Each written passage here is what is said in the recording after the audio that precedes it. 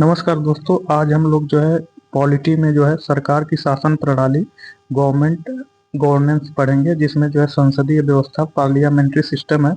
तो इसका question number 1 देखते हैं। भारत के उच्चतम न्यायालय में न्यायाधीशों की संख्या वृद्धि करने की शक्ति किसमें निहित है? तो पूछ रहा है कि जो भारत के उच्चतम न्यायालय होते हैं, सुप्रीम कोर्ट होते हैं, उसमें न्यायाधीशों की संख्या वृद्धि करने की शक्ति किसमें निहित है? तो यह जो है भारत का संसद कर सकता है दोस्तों। जो 2019 से पहले भारत में उच्चतम न्यायालय में न्यायाधीशों की संख्या 31 थी। बट जो है 1956 में उच्चतम न्यायालय अधिनियम आया, जिसमें जो है इनकी संख्या जो है कर दी गई 34। 2019 में इनको जो है 31 से बढ़ा करके 34 कर दिया गया। तो यह जो है भारत के उच्चतम न्यायालय में न्यायाधीशों की संख्या वृद्धि कर सकता है संसद। इसका ऑप्शन बी सही है। तो संसद ने न्यायाधीशों की संख्या को निर्धारित करने के लिए 1956 में उच्चतम न्यायालय न्यायाधीशों की संख्या अधिनियम 1956 पारित किया। वर्ष 2019 में केंद्र सरकार ने उच्चतम न्यायालय न्यायाधीशों की संख्या संशोधन अधिनियम 2019 के द्वारा उच्चतम न्यायालय के कुल न्यायाधीशों की संख्या 30 प्लस कर दी। 31 से बढ़ा करके जो है 34 कर दी। तो इस 34 में जो है 33 जो है न्यायाधीश हैं, जबकि एक जो है मुख्य न्यायाधीश है। इसमें जो है 31 में जो है 30 न्यायाधीश थे, जबकि एक जो है मुख्य न्यायाधीश थे। तो भारत के उच्चतम न्यायालय में न्यायाधीशों की संख्या में वृद्धि करने की शक्ति किसमें निहित है? तो यह जो है जो भारत के उच्चतम न्यायालय है, उसमें न्यायाधीशों की संख्या वृद्धि जो है संसद कर सकता है। तो इसका ऑप्शन बी सही है। इसमें जो है कथन 1 और कथन 2 देखना है। तो अविश्वास प्रस्ताव के संदर्भ में निम्नलिखित कथनों में कौन सा सही है? तो पूछ रहा है कि अविश्वास प्रस्ताव के संदर्भ में निम्नलिखित कथनों में कौन सा सही है? तो जो है कथन 1 जो है, अविश्वास प्रस्ताव के लिए उन आधारों को स्पष्ट करने की आवश्यकता नहीं है जिन पर वह आधारित है। तो बोल रहा है कि जो अविश्वास प्रस्ताव है, उन आधारों को स्पष्ट करने की आवश्यकता नहीं होती है जिन पर वह आधारित होता है। फिर कथन 2 बोलता है कि राज्यसभा में अविश्वास प्रस्ताव पर विचार करने का अधिकार नहीं है। तो राज्यसभा अविश्वास प्रस्ताव को विचार नहीं कर सकती, कथन 2 बोलता है। तो दोस्तों, भारतीय संविधान के जो अनुच्छेद 75 है, अनुच्छेद 75 में कहा गया है कि केंद्रीय मंत्रिपरिषद लोकसभा के प्रति जवाबदेह है, अर्थात इस सदन में बहुमत हासिल होने पर ही मंत्रिपरिषद बनी रह सकती है। इसके खिलाफ अविश्वास प्रस्ताव पारित होने पर प्रधानमंत्री सहित मंत्रिपरिषद को इस्तीफा देना होता है। अविश्वास प्रस्ताव के लिए उन आधारों को स्पष्ट करने की आवश्यकता नहीं होती है जिन पर वह आधारित हैं, तथा राज्यसभा को अविश्वास प्रस्ताव पर विचार करने का अधिकार नहीं है। तो इस अतः जो है इसमें जो है कथन 1 और कथन 2 दोनों सही है। तो इसका ऑप्शन 1 और ऑप्शन 2 दोनों सही होगा। तो इसका जो है ऑप्शन सी सही होगा। तो भारतीय संविधान के अनुच्छेद 75 में कहा गया है कि केंद्रीय मंत्रिपरिषद लोकसभा के प्रति जवाबदेह है, अर्थात इस सदन में बहुमत हासिल होने पर मंत्रिपरिषद बनी रह सकती है। इसके खिलाफ अविश्वास प्रस्ताव पारित होने पर प्रधानमंत्री सहित मंत्रिपरिषद को इस्तीफा देना होता है। अविश्वास प्रस्ताव के लिए उन आधारों को स्पष्ट करने की आवश्यकता नहीं है जिन पर वह आधारित है, तथा राज्यसभा को अविश्वास प्रस्ताव पर विचार करने का अधिकार नहीं है। अतः दोनों कथन सही है। तो क्वेश्चन नंबर 4 है, भारत की संसद को कानून निर्माण की शक्ति निम्नलिखित के लिए प्राप्त है। तो पूछ रहा है कि जो भारत का संसद है, उसमें कानून निर्माण की शक्ति निम्नलिखित के लिए प्राप्त है। तो पहला जो है कथन जो है भारत का संघ, दूसरा भारत का प्रदेश या उपप्रदेश डोमिनियन, तीसरा जो है विश्व में कहीं भी रहने वाले भारतीय नागरिक एवं उनकी संपत्ति। तो जो भारत के संसद को कानून निर्माण कर की शक्ति निम्नलिखित के लिए प्राप्त है। तो जो कानून निर्माण की शक्ति है वह भारत के संघ के लिए प्राप्त है। इसका कथन 1 सही है। भारत का प्रदेश या उपप्रदेश के लिए भी प्राप्त है, ये भी सही है। विश्व में कहीं भी रहने वाले भारतीय नागरिक एवं उनकी संपत्ति, अगर भारत का कोई भी नागरिक विश्व में कहीं भी रह रहा है एवं उनकी संपत्ति पर भी कानून निर्माण की शक्ति भारत का संसद कर सकता है। तो कथन, ये तीनों कथन सही है, 1, 2, तीनों। तो इसका ऑप्शन डी सही होगा, 1, 2, 3 तीनों। भारत की संसद की भारतीय संघ तथा भारत के प्रदेश उप प्रदेश डोमिनियन के लिए कानून निर्माण की शक्ति संसद का प्राथमिक कार्य देश के संचालन के लिए विधियां बनाना है। इसके पास संघ सूची विषयों पर अवशिष्ट विषयों पर विधि बनाने का विशिष्ट अधिकार है। यदि दो या दो से अधिक राज्यों के मध्य किसी विषय पर विवाद होता है तो संसद समवर्ती सूची के विषयों पर भी विधि बना सकती है, अर्थात इस स्थिति में संसद की विधि राज्य विधानमंडल पर प्रभावी होगी। विश्व में कहीं भी रहने वाले भारतीय नागरिक एवं उनकी संपत्ति के लिए संसद कानून निर्माण कर सकती है। तो बिना अनुमति के कितने दिन संसद में अनुपस्थित रहने पर किसी सांसद को अयोग्य घोषित किया जा सकता है, तो वह 60 दिन होगा। तो इसका ऑप्शन बी सही होगा। यदि कोई संसद सदस्य सदन की अनुमति के बिना 60 दिन की अवधि से अधिक समय के लिए सदन की सभी बैठकों में अनुपस्थित रहता है तो सदन उसका पद रिक्त घोषित कर सकता है। 60 दिनों की अवधि की गणना में सदन के स्थगन या सत्रावसान की लगातार 4 दिनों से अधिक अवधि को शामिल नहीं किया जाएगा। तो जो 60 दिन की जो अवधि है, जो संसद में सत्र स्थगन एवं सत्रावसान में जो 4 दिन मिलता है, ये उन 60 दिनों में नहीं शामिल किया जाएगा। सर्वप्रथम संसदात्मक सरकार किस देश में प्रारंभ हुई थी? तो पूछ रहा है कि सर्वप्रथम संसदात्मक सरकार जो है किस देश में प्रारंभ हुई थी, तो वह ग्रेट ब्रिटेन में प्राप्त हुई थी। तो इसका ऑप्शन ए सही होगा। सरकार की संसदीय व्यवस्था वह व्यवस्था है जिसमें कार्यपालिका अपनी नीतियों एवं कार्यों के लिए विधायिका के प्रति उत्तरदायी होती है। संसदीय सरकार को कैबिनेट सरकार या उत्तरदायी सरकार या सरकार का वेस्टमिंस्टर स्वरूप भी कहा जाता है तथा यह ब्रिटेन, जापान, कनाडा, भारत आदि में प्रचलित है। सर्वप्रथम संसदात्मक सरकार ग्रेट ब्रिटेन में प्रारंभ की गई। ब्रिटेन को जो है संसदीय प्रणाली की जननी बोला जाता है। निम्नलिखित कथनों पर विचार कीजिए। इसमें जो है कथन ए एवं कारण आर दिया गया है। तो इसमें पूछ रहा है कि भारत एक लोकतांत्रिक देश है। तो भारत एक लोकतांत्रिक देश है। तो भारत एक लोकतांत्रिक देश है एवं भारत का अपना एक संविधान है। तो कथन ए जो है भारत एक लोकतांत्रिक देश है, ये सही है। एवं कारण आर भारत का एक अपना संविधान है, ये भी सही है। तो इसका जो है कथन ए एवं आर दोनों सही है। जो है आर ए की सही व्याख्या करता है, जो कि आर ए से सही लिंक्ड नहीं है, जबकि दोनों सही है। तो ऑप्शन ए नहीं होगा।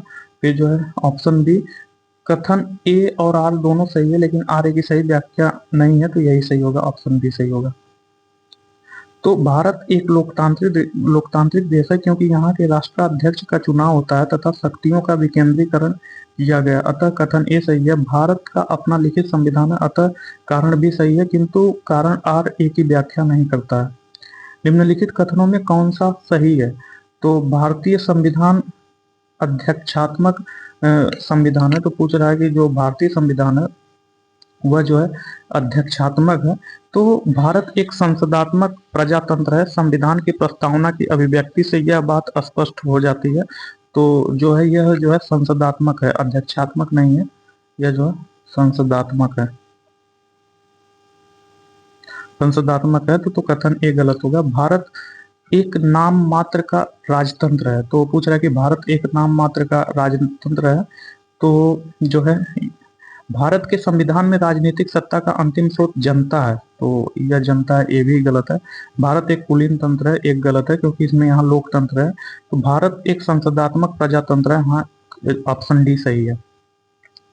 तो भारत एक संसदात्मक प्रजातंत्र है। संविधान की प्रस्तावना की अभिव्यक्ति से यह बात स्पष्ट हो जाती है कि भारत के संविधान में राजनीतिक सत्ता का अंतिम स्रोत जनता को माना जाता है। संविधान के अनुसार मंत्रिमंडल जनता द्वारा निर्धारित सदन के समक्ष उत्तरदायी होगा। फिर जो है क्वेश्चन नंबर 9 है। तो क्वेश्चन नंबर 9 में जो है कथन ए एवं कारण आर दिया गया है। तो पूछ रहा है कि मंत्री नीति बनाते हैं और लोक सेवक उनका जो है क्रियान्वयन करते हैं। तो मंत्री नीति बनाते हैं, लोक सेवक उनका जो है क्रियान्वयन करते हैं। तो ये सही है, कथन ए सही है। कारण आर, संसदीय प्रणाली में मंत्रियों का उत्तरदायित्व का सिद्धांत कार्य करता है। तो कारण आर सही है। जबकि कथन जो है तो कथन और कारण दोनों सही है। कथन कारण का सही स्पष्टीकरण है, तो इसका ऑप्शन ए सही होगा। तो संविधान के अनुच्छेद 75 के सबसेक्शन 3 के अनुसार मंत्रिपरिषद सामूहिक रूप से लोकसभा के प्रति उत्तरदायी होती है। भारतीय संविधान के अंतर्गत विधि बनाने का उत्तरदायित्व तो संसद पर है। नीति बनने के पश्चात उसके क्रियान्वयन का दायित्व तो लोक सेवकों का हो जाता है। एक मंत्री का उत्तरदायित्व भी समूची मंत्रिपरिषद का उत्तरदायित्व होता है। तो निम्नलिखित में से किस दशक में भारत में संसदात्मक व्यवस्था केंद्रीयता से संघवाद की ओर खिसकी? तो जो है 1980 में खिसकी। तो 1980 के दशक में भारत में संसदात्मक व्यवस्था केंद्रीयता से संघवाद की ओर खिसकी। तो 1980 के दशक के बाद भारतीय राजनीति में संसदात्मक व्यवस्था केंद्रीयता से संघवाद की ओर बढ़ी। 1980 की दशक में कांग्रेस का केंद्रीय प्रशासन कमजोर पड़ा, जिससे राज्यों में गैर कांग्रेसी सरकारों का गठन हुआ। इन सरकारों ने अधिक स्वायत्तता की मांग की, जिससे कुछ मांगों को केंद्र ने मान लिया तथा अन्य मांगों पर विचार के लिए सरकारीय आयोग का गठन किया। तो जो है इसमें कथन ए एवं आर कारण आर दिया है। भारत में प्रेसिडेंट है किंतु प्रेसिडेंसी नहीं है। और कारण आर संविधान में एक मंत्रिपरिषद का प्रावधान है, ये भी सही है। भारत में प्रेसिडेंट है किंतु प्रेसिडेंसी नहीं है। तो दोस्तों भारतीय संविधान संसदीय सरकार की स्थापना करता है। राष्ट्रपति इस व्यवस्था में संवैधानिक अध्यक्ष होता है, लेकिन वास्तविक शक्ति मंत्रिपरिषद में निहित होती है। संविधान का जो अनुच्छेद 74 का 1 है, उसमें बताया गया कि मंत्रिपरिषद प्रावधान करता है कि मंत्रिपरिषद राष्ट्रपति के उसके कृत्यों के संचालन में सहायता एवं सलाह देगा। तो कथन ए एवं आर दोनों सही है। आर ए की सही व्याख्या नहीं करता है, तो इसका ऑप्शन बी सही होगा। तो भारतीय संविधान संसदीय सरकार की स्थापना करता है। राष्ट्रपति इस व्यवस्था में संवैधानिक अध्यक्ष होता है, लेकिन वास्तविक शक्ति मंत्रिपरिषद में निहित होती है। भारत में राजनीतिक व्यवस्था के मूलभूत लक्षण है। तो पूछ रहा है कि जो भारत है इसमें राजनीतिक व्यवस्था के मूलभूत लक्षण क्या है? तो यह जो है एक लोकतांत्रिक गणतंत्र है। तो हाँ, भारत एक लोकतांत्रिक गणतंत्र है। तो कथन एक सही है। इसमें संसदात्मक रूप की सरकार है। तो जो है ये भी सही है, इसमें संसदात्मक रूप की सरकार है। तीसरा, सर्वोच्च सत्ता भारत की जनता में निहित है। तो ये जो है कथन 3 भी सही है। यह एकीकृत शक्ति का प्रावधान करती है। तो ये गलत है, यह संघात्मक जो है शक्ति का प्रावधान करती है। तो कथन 4 गलत है, जबकि कथन 1, 2, 3 तीनों सही है। तो इसका ऑप्शन बी सही होगा। तो भारतीय संविधान में राजनीतिक व्यवस्था के मूलभूत लक्षण निम्नलिखित है। यह एक लोकतांत्रिक गणतंत्र है। इसमें संसदात्मक रूप की सरकार है। सर्वोच्च सत्ता देश की जनता में निहित है। संसदात्मक शासन व्यवस्था में होता है। तो संसदात्मक शासन व्यवस्था में विधायिका का कार्यपालिका पर नियंत्रण होता है। तो इसका ऑप्शन डी सही है। हमारे संविधान ने शासन की संसदीय प्रणाली स्वीकार की है, जिसमें विधायिका और कार्यपालिका का सुंदर समन्वय होता है। इसमें कार्यपालिका शक्ति विधानमंडल के सदस्यों के एक समूह के हाथ में होती है, जो विधानमंडल के निर्वाचित सदन में बहुमत रखते हैं। विधायिका का कार्यपालिका पर नियंत्रण होता है। संसदीय शासन प्रणाली की सफलता के लिए आदर्श स्थिति है। तो संसदीय शासन प्रणाली जो होती है उसकी सफलता के लिए आदर्श स्थिति जो है द्विदलीय व्यवस्था होती है, क्योंकि अगर एक दलीय व्यवस्था होगी तो उसमें जो है तानाशाही आ जाएगी, जबकि द्विदलीय व्यवस्था में एक अपोजिशन होना चाहिए। अपोजिशन सरकार की कमियों को उजागर करता है। तो इसका ऑप्शन बी सही है, द्विदलीय व्यवस्था होनी चाहिए। तो इसका ऑप्शन बी सही है। संसदीय शासन स्थिर द्विदलीय व्यवस्था वाले देश में सुचारू रूप से चलता है, जहां एक दल शासन तथा दूसरा दल वफादार विपक्ष का गठन करता है, किंतु यह बहुदलीय व्यवस्था तथा दायित्वहीन विपक्ष की बुराइयों से भरे देश में असफल होता है। संसदीय शासन व्यवस्था की सफलता के लिए द्विदलीय व्यवस्था आदर्श स्थिति है। निम्नलिखित में कौन सा केवल संसदात्मक शासन प्रणाली में ही पाया जाता है? तो प्रधानमंत्री केवल संसदात्मक शासन प्रणाली में पाया जाता है। तो इसका ऑप्शन सी सही होगा। संसदात्मक शासन व्यवस्था में दोहरी कार्यपालिका होती है, एक नाम मात्र की व दूसरी वास्तविक। नाम मात्र की कार्यपालिका राष्ट्रपति, राजा, सम्राट, सामग्री किसी नाम में हो सकती है, तथा दूसरी वास्तविक कार्यपालिका प्रधानमंत्री सहित मंत्रिपरिषद। ज्ञातव्य है कि सामूहिक उत्तरदायित्व संसदीय शासन व्यवस्था की विशेषता है। वास्तविक कार्यपालिकीय शक्ति मंत्रिपरिषद में निहित होती है, जो संसद के निचले सदन अर्थात लोकसभा के प्रति सामूहिक रूप से उत्तरदायी होती है। अध्यक्षीय शासन व्यवस्था में वास्तविक कार्यपालिका और नाम मात्र के कार्यपालिका राष्ट्रपति में निहित होता है तथा मंत्री राष्ट्रपति के प्रति उत्तरदायी होते हैं, अर्थात इस व्यवस्था में सामूहिक उत्तरदायित्व का सिद्धांत लागू नहीं होता है। निम्नलिखित में कौन सी सरकार सामूहिक उत्तरदायित्व सिद्धांत पर कार्य करती है? तो वह जो है संसदात्मक जो सरकार है वह सामूहिक उत्तरदायित्व के सिद्धांत पर कार्य करती है, तो इसका ऑप्शन ए सही होगा।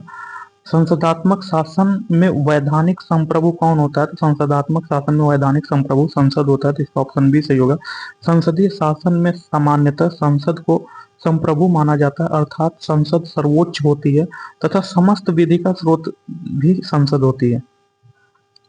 संसदीय सरकार गोपनीयता के सिद्धांत पर संचालित होती है, जिसका अभिप्राय है, तो पूछ रहा है कि जो संसदीय सरकार है वह जो है संसदीय सरकार गोपनीयता के सिद्धांत पर संचालित होती है, तो इसका जो है अभिप्राय है, तो इसका अभिप्राय जो है, तो इसका ऑप्शन बी है। मंत्रिमंडल के सदस्य मंत्री परिषद की कार्यवाही से संबंधित सूचना को उजागर नहीं करते हैं, वह सीक्रेट रखते हैं, तो इसका ऑप्शन बी सही है। तो संसदीय सरकार गोपनीयता के सिद्धांत पर संचालित होती है, जिसमें मंत्रिमंडल के सदस्य मंत्री परिषद की कार्यवाही से संबंधित सूचना को उजागर नहीं कर सकते हैं। संसदात्मक सरकार निम्नांकित में किसके अभाव में कार्य नहीं कर सकती है? तो संसदात्मक सरकार जो है राजनीतिक दल के अभाव में कार्य नहीं कर सकती, तो इसका ऑप्शन सी सही होगा। तो जो है राजनीतिक दल के बिना संसदात्मक सरकार कार्य नहीं कर सकती है, जिसे कि जैसा कि ब्राइस ने लिखा है कि संसदात्मक सरकार के लिए राजनीतिक दल अनिवार्य है, कोई भी बड़ा स्वतंत्र देश इसके बिना नहीं रह सकता। तो क्वेश्चन नंबर 20, राज्य और संसदीय सरकार का प्राधिकार प्राप्त होता है, तो राज्य एवं संसदीय सरकार का प्राधिकार भारत के संविधान से प्राप्त होता है, तो इसका ऑप्शन ए सही होगा।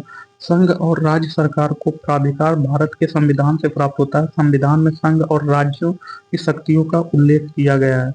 तो भारतीय राजनीतिक व्यवस्था में प्रधानमंत्री अत्यंत शक्तिशाली होता है, भारत में संसदीय व्यवस्था होता है, तो इसमें पूछ रहा है कि जो भारतीय राजनीतिक व्यवस्था है उसमें प्रधानमंत्री जो है अत्यंत शक्तिशाली होता है, तो यह सही है। भारत ने संसदीय शासन व्यवस्था को अपनाया, जिसमें दो कार्यपालिका एक नाम मात्र की तथा दूसरी वास्तविक होती है। तो प्रधानमंत्री वास्तविक कार्यपालिका का प्रमुख होता है, प्रधानमंत्री की सलाह पर राष्ट्रपति अन्य मंत्रियों की नियुक्ति करता है, प्रधानमंत्री तथा मंत्रिपरिषद लोकसभा के प्रति उत्तरदायी होते हैं। इस व्यवस्था में प्रधानमंत्री अत्यधिक शक्तिशाली होता है। संसदीय शासन व्यवस्था में वास्तविक जो शक्ति होती है वह प्रधानमंत्री में निहित होती है, तो ये जो है कथन ए एवं कारण आर दोनों सही है और आर ए की सही व्याख्या करता है, तो इसका ऑप्शन ए सही है। तो भारत ने संसदीय शासन व्यवस्था को अपनाया, जिसमें दो कार्यपालिका होती है, एक नाम मात्र का तथा दूसरी वास्तविक होती है। प्रधानमंत्री वास्तविक कार्यपालिका का प्रमुख होता है, प्रधानमंत्री की सलाह पर राष्ट्रपति अन्य मंत्रियों की नियुक्ति करता है, प्रधानमंत्री तथा मंत्रिपरिषद लोकसभा के प्रति उत्तरदायी होते हैं। इस व्यवस्था में प्रधानमंत्री अत्यधिक शक्तिशाली होता है। संसदीय शासन व्यवस्था में वास्तविक शक्ति प्रधानमंत्री में निहित होती है।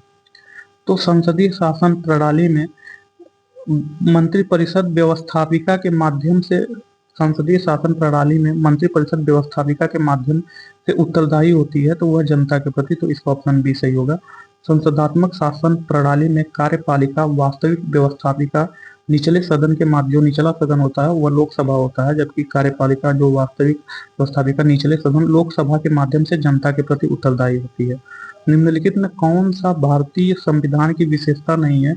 तो जो है संसदात्मक सरकार, स्वतंत्र न्यायपालिका एवं संघात्मक सरकार भारतीय संविधान की विशेषता है, जबकि अध्यक्षात्मक सरकार यह विशेषता नहीं, तो इसका ऑप्शन बी सही होगा।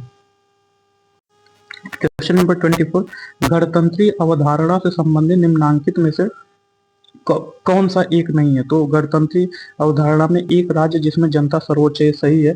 सर्वोच्च शक्ति निर्वाचित प्रधान में निहित होती है, तो ये भी सही है, सर्वोच्च शक्ति प्रधानमंत्री में निहित होती है।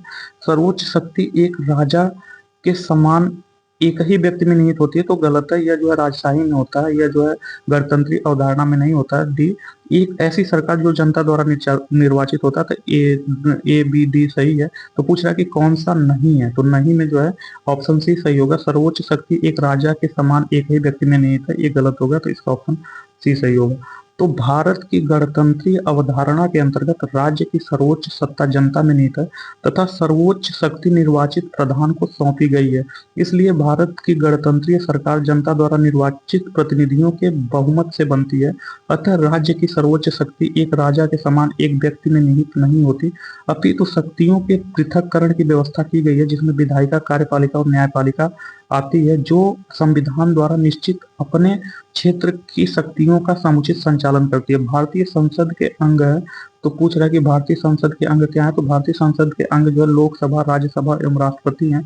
तो भारतीय संसद के अंग लोकसभा, राज्यसभा एवं राष्ट्रपति है। तो भारतीय संविधान के अनुसार संसद के 3 अंग होते हैं, पहला राष्ट्रपति, राज्यसभा एवं लोकसभा। तो इसमें क्वेश्चन नंबर 26 है। तो क्वेश्चन नंबर 26 में कथन एवं कारण दिया गया। तो कथन ये बोल रहा है संसदीय शासन भारत के लिए उपयुक्त नहीं है। तो जो क्वेश्चन नंबर 26 है इसमें बोल रहा है कि संसदीय शासन भारत के लिए उपयुक्त है। तो यह जो है गलत है, संसदीय शासन भारत के लिए उपयुक्त है। यहाँ लिख रहा है नहीं है, तो यह उपयुक्त है, तो इसलिए कथन ए गलत है। तो शासन की 2 प्रणाली अध्यक्षात्मक एवं संसदात्मक होती है। तो भारत में जो है संसदात्मक शासन व्यवस्था अपनाया गया। तो भारत में संसदीय संप्रभुता नहीं है। तो भारत में संसदीय संप्रभुता नहीं है। तो इसमें पूछ रहा है कि मंत्रिपरिषद के लिए उत्तरदायी होता है। तो यही है कि इसमें जो है संसदीय संप्रभुता नहीं है, क्योंकि इसमें जो है भारत की जनता जो है भारत की जनता मेन होती है। तो इसलिए इसमें संसदीय संप्रभुता नहीं है, क्योंकि जनता चुनती है तभी लोग संसद में जाते हैं और वही संसद जो है कानून बनाती है। तो इसका कारण आर सही है, सही, इसमें संसदीय संप्रभुता नहीं है। तो कथन ए गलत, कारण आर सही है। तो इसमें जो है इसका ऑप्शन डी होगा, कथन ए गलत, कारण आर सही है।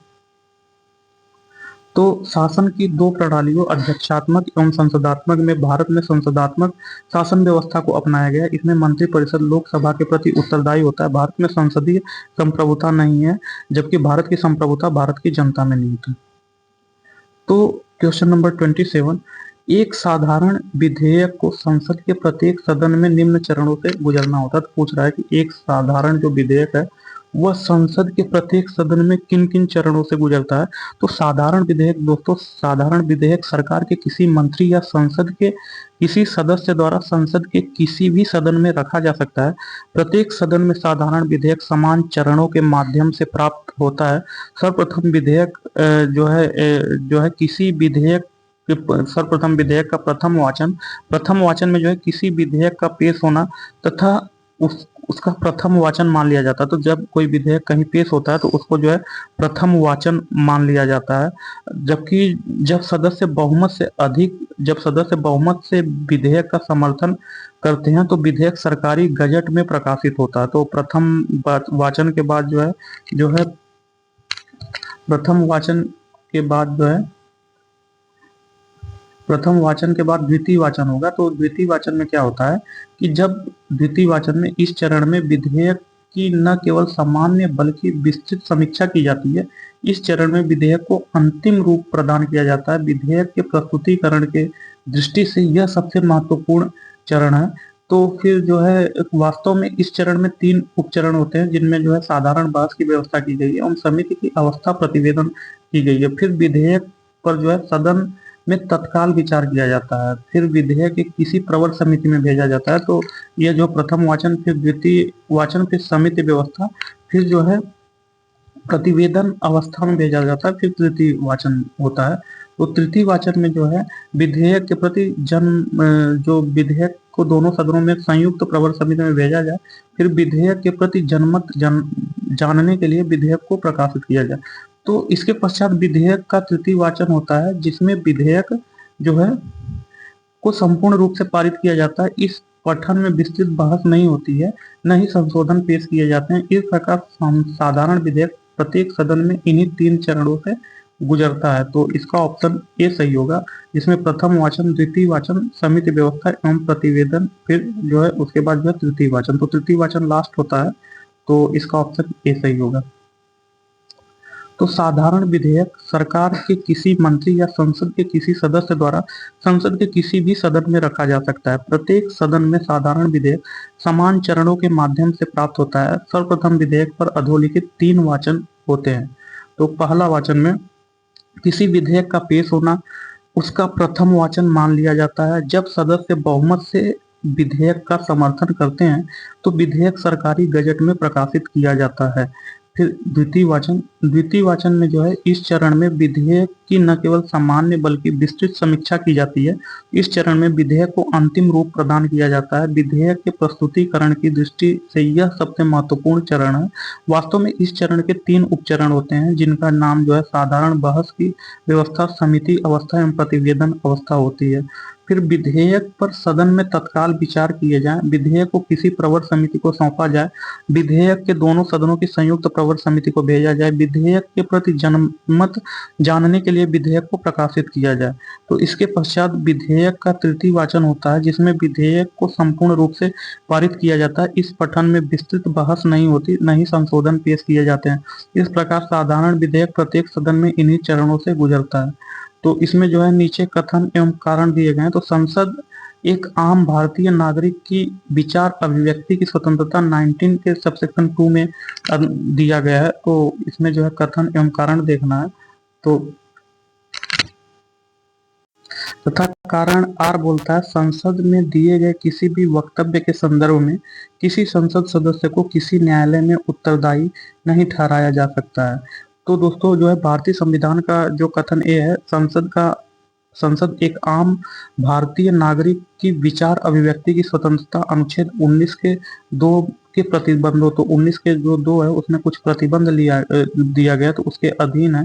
तो भारतीय संविधान का जो अनुच्छेद 19 के सबसेक्शन 1 के तहत लिखित और मौखिक रूप से अपना मत प्रकट करने हेतु अभिव्यक्ति की स्वतंत्रता के अधिकार का प्रावधान किया गया है, किंतु अभिव्यक्ति की स्वतंत्रता का अधिकार निरपेक्ष नहीं है। तो 19(2) में इस पर प्रतिबंध लगाया गया है, 19(2) है जिसमें प्रतिबंध लगाया गया है। इसके तहत युक्त निर्बंधन है, अर्थात भारत की एकता, अखंडता एवं संप्रभुता पर खतरे की स्थिति में, वैदेशिक संबंधों पर प्रतिकूल प्रभाव की स्थिति में, न्यायालय की अवमानना की स्थिति में इस अधिकार को बाधित किया जा सकता है।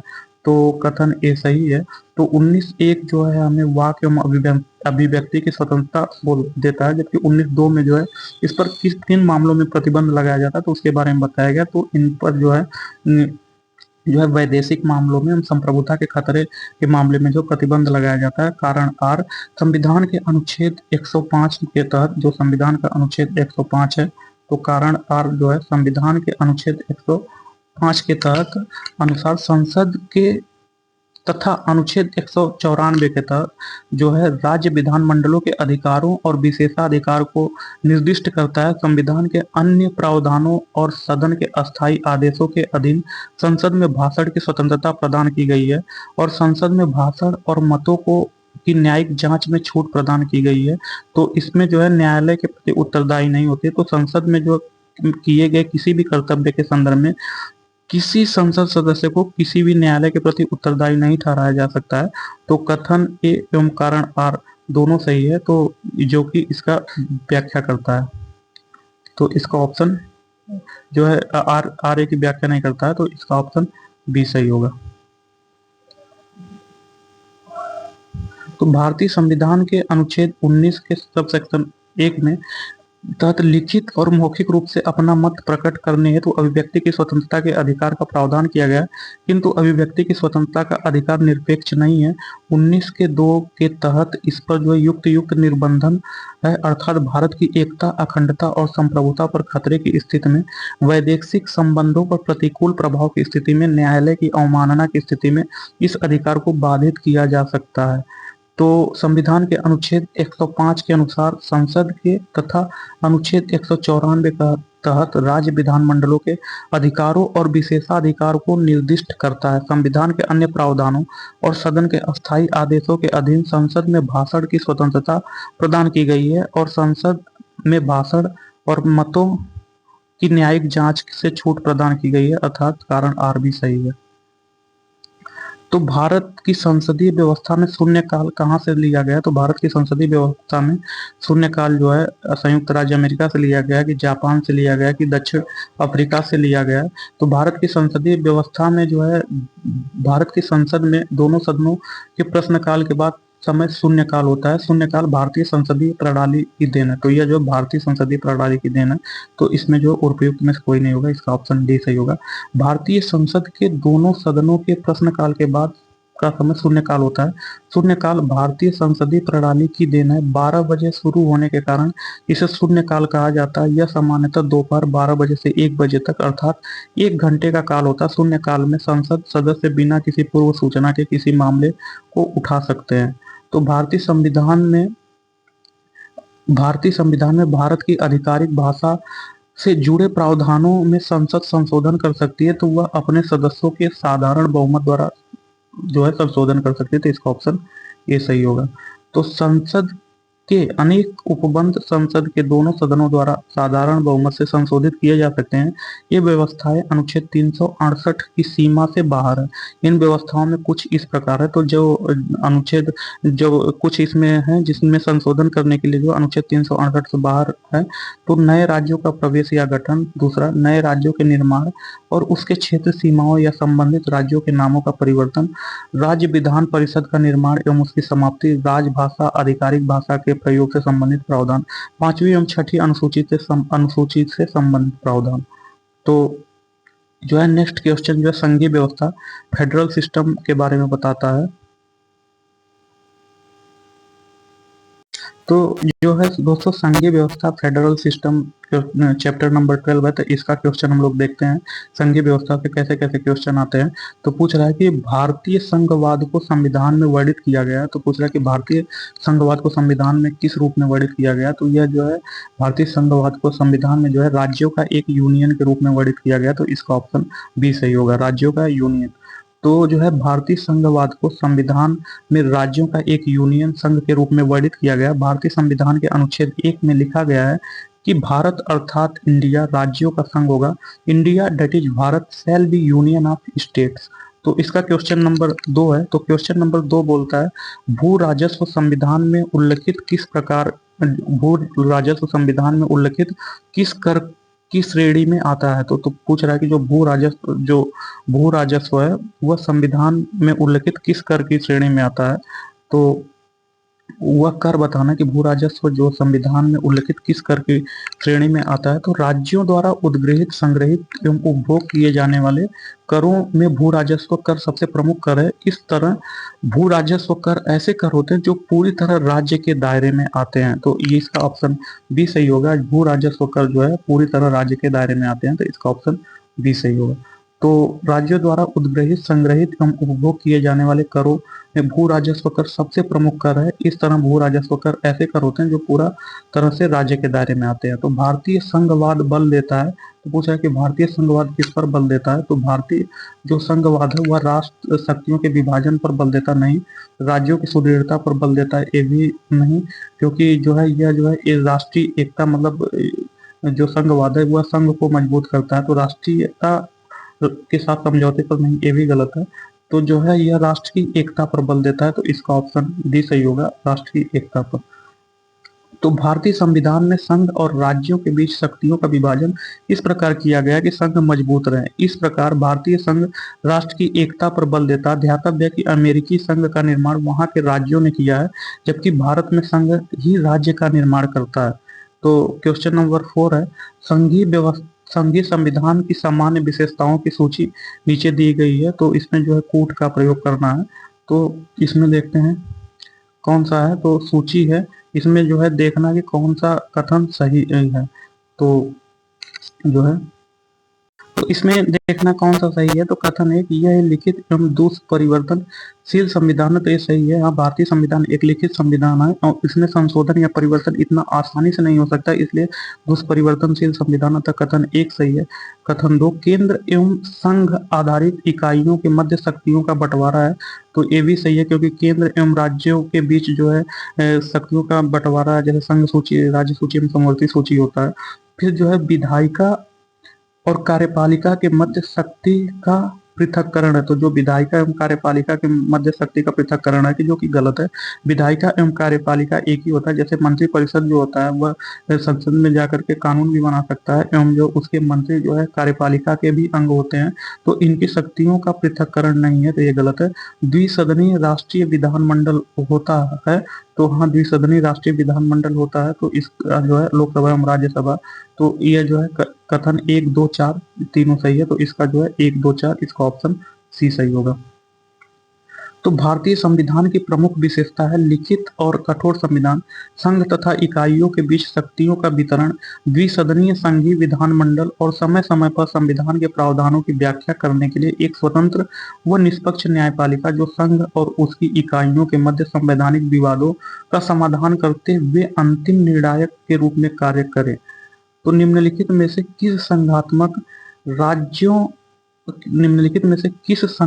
राज्य में इकाइयों को संवैधानिक संशोधन की प्रक्रिया को प्रारंभ करने की कोई शक्ति नहीं दी गई है। तो पूछ रहा है कि निम्नलिखित में किस संघात्मक राज्य में इकाइयों को संवैधानिक संशोधन की प्रक्रिया को प्रारंभ करने की कोई शक्ति नहीं दी गई है।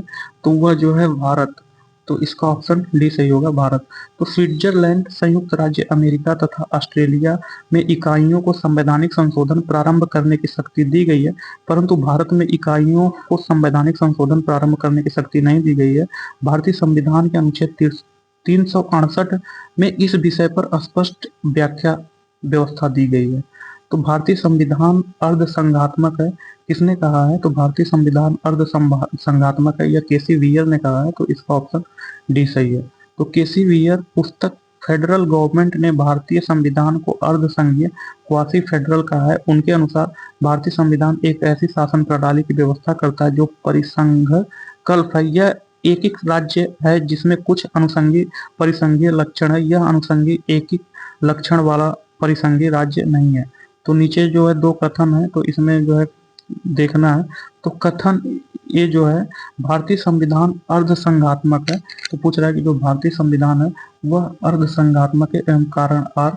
भारतीय संविधान में संघात्मक के साथ एकात्मक विशेषताएं भी हैं। तो पूछ रहा है कि जो भारतीय संविधान है क्या उसमें जो है संघात्मक के साथ एकात्मक व्यवस्थाएं हैं।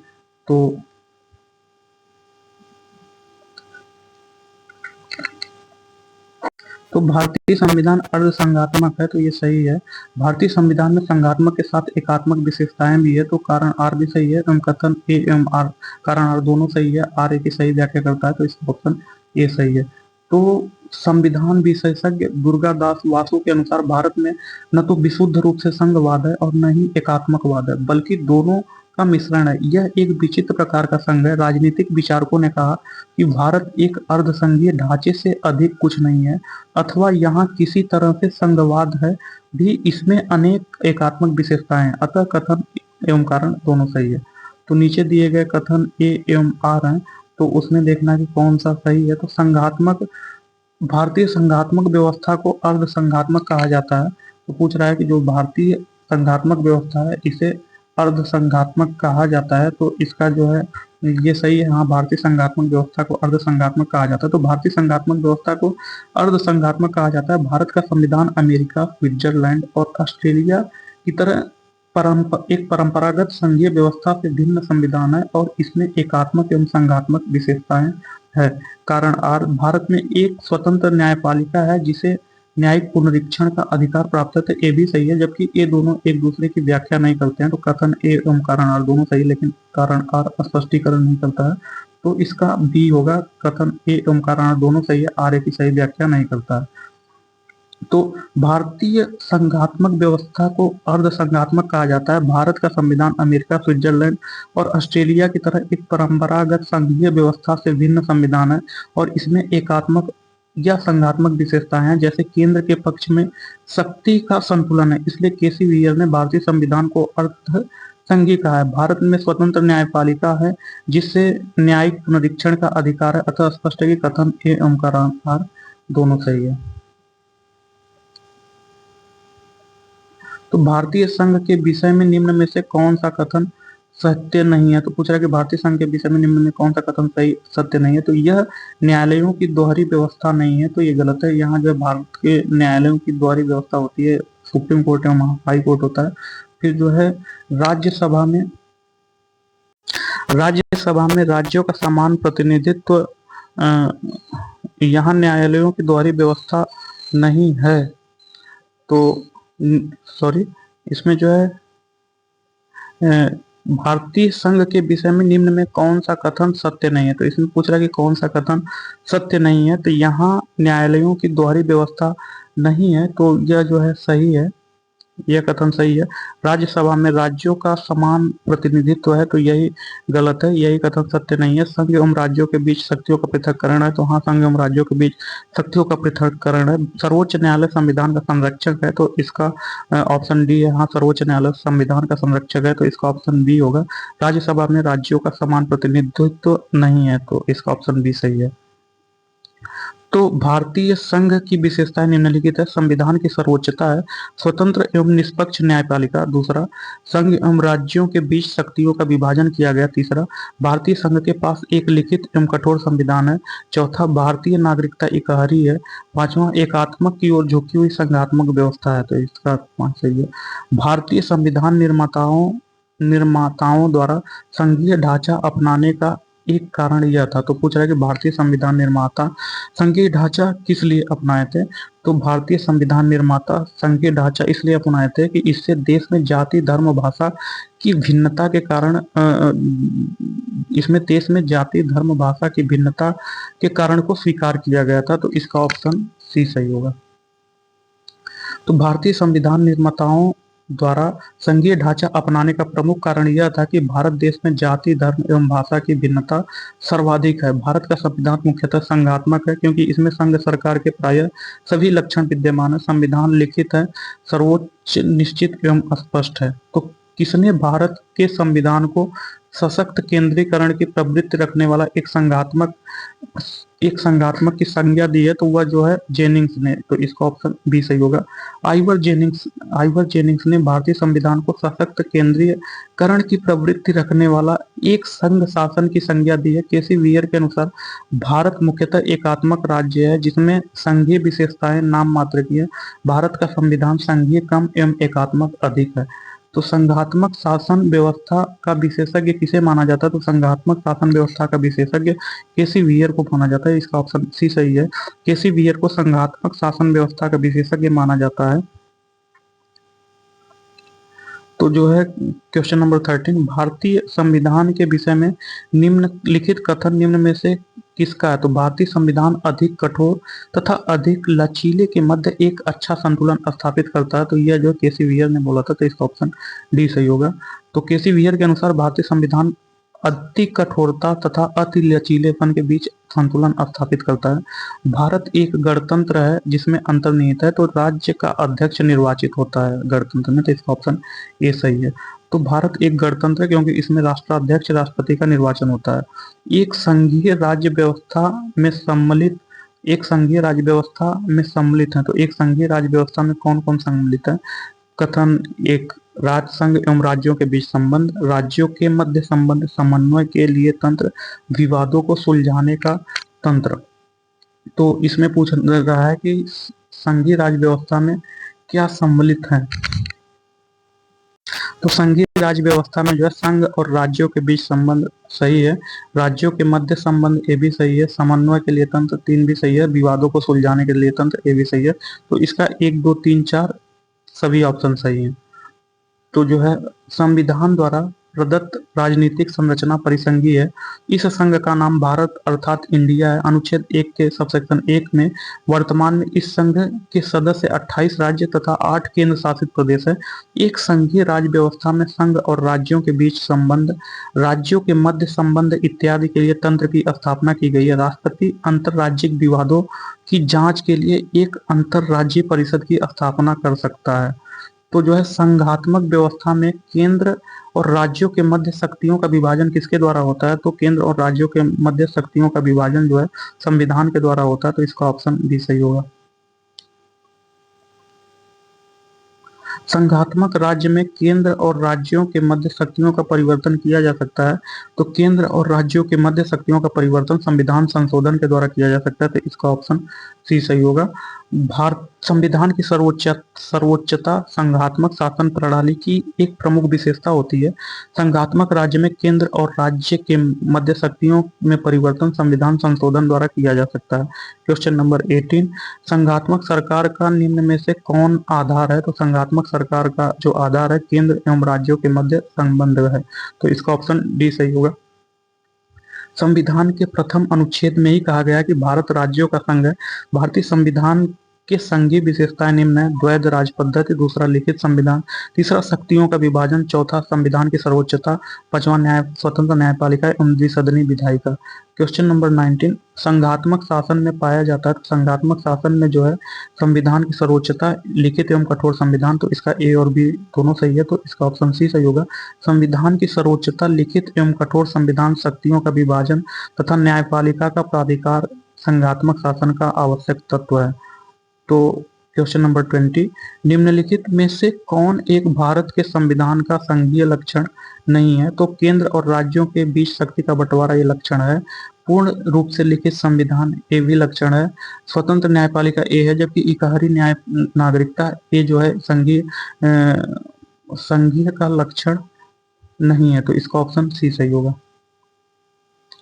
तो भारतीय संविधान में संघीय ढांचे के अलावा निम्नलिखित एकात्मक या गैर संघीय विशेषताएं भी है: सशक्त केंद्र, राज्य अनस्वर नहीं है, एकल संविधान, संविधान का लचीलापन, राज्य प्रतिनिधित्व में समानता का अभाव, आपातकालीन उपबंध, एकल नागरिकता, एकीकृत न्यायपालिका, अखिल भारतीय सेवाएं, एकीकृत लेखा जांच मशीनरी, राज्य सूची पर संसद का प्राधिकार, राज्यपाल की नियुक्ति, एकीकृत निर्वाचन मशीनरी, जबकि अन्य विकल्प संघीय लक्षणों के अंतर्गत आते हैं।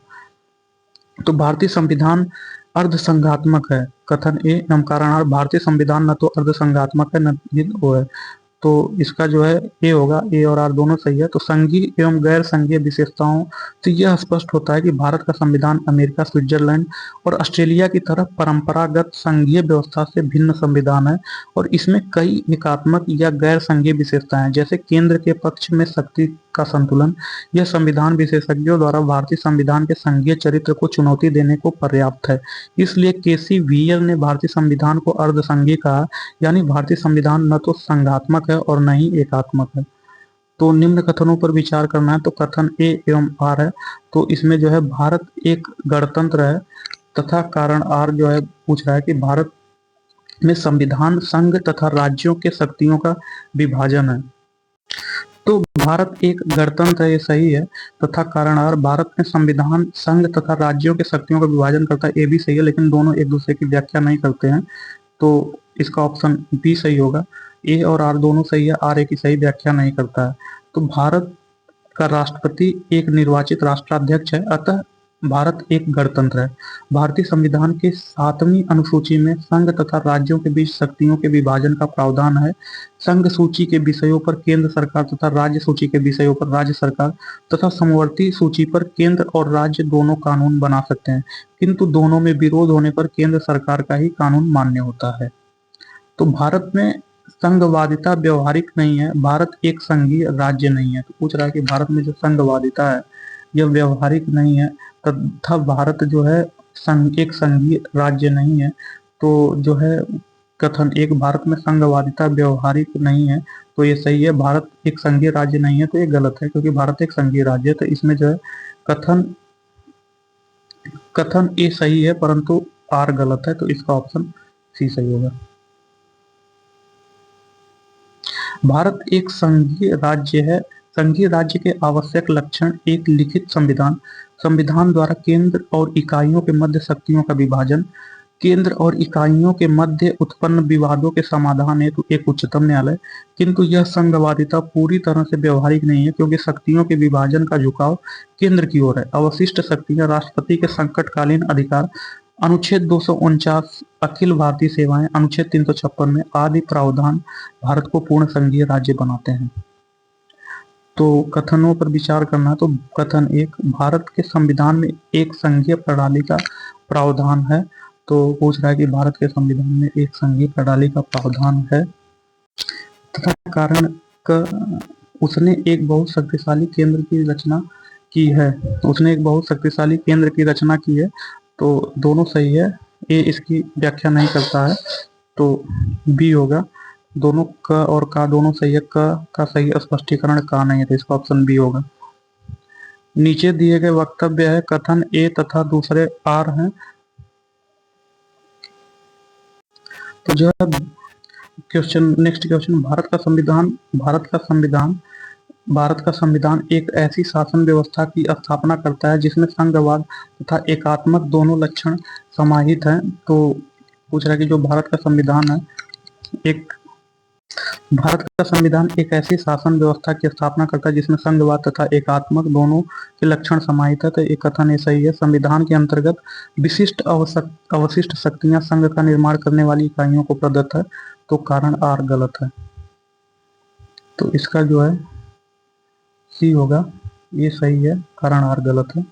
तो भारत का संविधान एक ऐसी शासन व्यवस्था की स्थापना करता है जिसमें संघवाद तथा एकात्मकवाद दोनों के लक्षण समाहित हैं। संविधान के अंतर्गत अवशिष्ट शक्तियां संघ को प्राप्त होती हैं।